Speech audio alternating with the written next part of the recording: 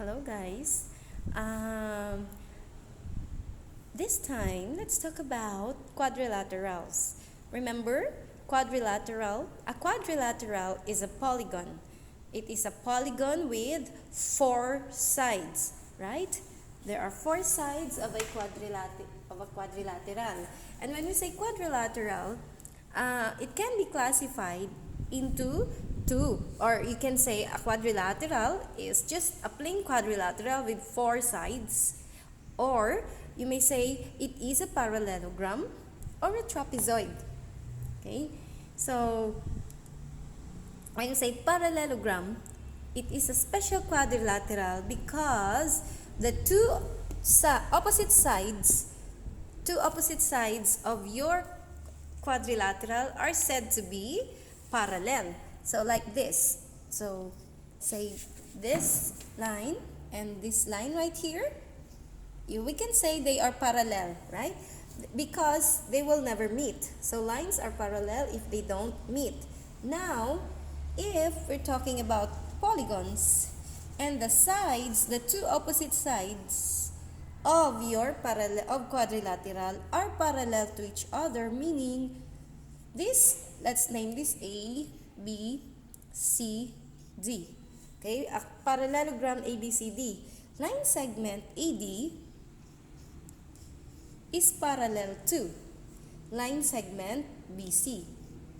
This line segment AB is parallel to line segment BC. Meaning, if you extend the line segment, in both opposite sides or opposite ends, they will never meet. If you extend, these two lines will never meet. Also, that's just one pair. Line segment AD is parallel to line segment BC. And line segment AB is also parallel to line segment DC. This line segment AB is parallel to line segment DC. So when you read this, line segment AD is parallel to line segment BC. And line segment AB is parallel to line segment DC. Alright? So, a quadrilateral is said to be a parallelogram if the two opposite sides are parallel to each other. So, there are different kinds of parallelogram. So, for example, what happens if the two sides are indeed parallel to each other, and then these consecutive sides will form a right angle. So we have here a rectangle. So if these two opposite sides will now form a right angle like this, they're still parallel for them to be for this to be qualified as parallelogram. So let's name this JOYS. Okay, so this is still parallel. Line segment JO is still parallel to line segment SY. Line segment JS is still parallel to line segment OY. So, and now aside from being parallel, these two consecutive, this line segment JS and line segment SY, okay, are consecutive, meaning they share the same vertex right here. If these two consecutive sides form a right angle, okay, so it's also understood that these two form a right angle. So you have right angle here, right angle there. So if that happens, the parallelogram is now called a rectangle. Okay, so that is a rectangle. Now what happens if that parallelogram, aside from they form right angles, the sides of all these the sides of the parallelogram are now congruent to each other. So we now have, I'll just draw here. So this is congruent to this, congruent to this. You would see the symbol. This should be the symbol of congruence between the sides. So let's name this FACP. Okay, parallelogram, FACE. So, FACE, aside from, it is a parallelogram, okay, that whose sides are all congruent to each other. So, this is now, of course, FA, line segment FA, is parallel to line segment EC. Line segment AC is parallel to line segment EF.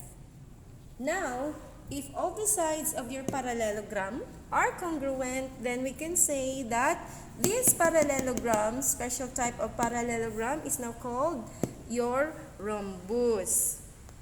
Okay? Or you can do it like this. Oops. There you go. There should be a congruent symbol. Okay? So this is a rhombus. So let's recap. So a quadrilateral is a polygon with 4 sides. Okay? Now, if your quadrilateral has 2 pairs of opposite sides, okay, opposite, yung naghaharap sa isa't isa. AB and CD, they are facing each other. So they are opposite sides. AD and BC are facing each other. They are opposite sides. So if your quadrilaterals opposite sides, the two of them, 2 pairs of opposite sides are parallel to each other, then this quadrilateral is called a parallelogram. Now, if that parallelogram forms 4 right angles, right like here, okay, then that parallelogram, that special type of parallelogram, is now called a rectangle. Okay? Now, if all the sides of your parallelogram are congruent to each other, then that parallelogram is now called a rhombus. So what happens if your parallelogram has 4 right angles and all sides are congruent? You call it the square. So by definition, a square is a rectangle and a rhombus. It is a rectangle because it has 4 right angles. It is a rhombus because all the sides are congruent. So can I use this illustration? This parallelogram, FACE, we put right angle symbol there. 1 right angle symbol is enough, okay? So if you have 4 right angles, then, and all the sides are congruent, then we can say that the parallelogram is a square. So if you want to really define it thoroughly, a square is a parallelogram with 4 right angles and 4 congruent sides. If you want a shortcut, a square is a rectangle and a rhombus at the same time. It's a rectangle because it has 4 right angles. It is a rhombus because it has 4 congruent sides. Alright? Now what happens if there's only 1 pair of opposite sides parallel? I'll use this illustration. Okay? Only 1 pair, meaning the other opposite sides are not parallel to each other. Okay? So, like this, for example. There you go. Alright? So, A, B, C, D again. So, this is a quadrilateral A, B, C, D. Look. So, these opposite sides, AB, line segment AB and CD, are parallel to each other. But, line segment AD and line segment BC are not parallel to each other. Alright? So, AD and BC are not parallel. But line segment AB is parallel to line segment CD or DC. Right?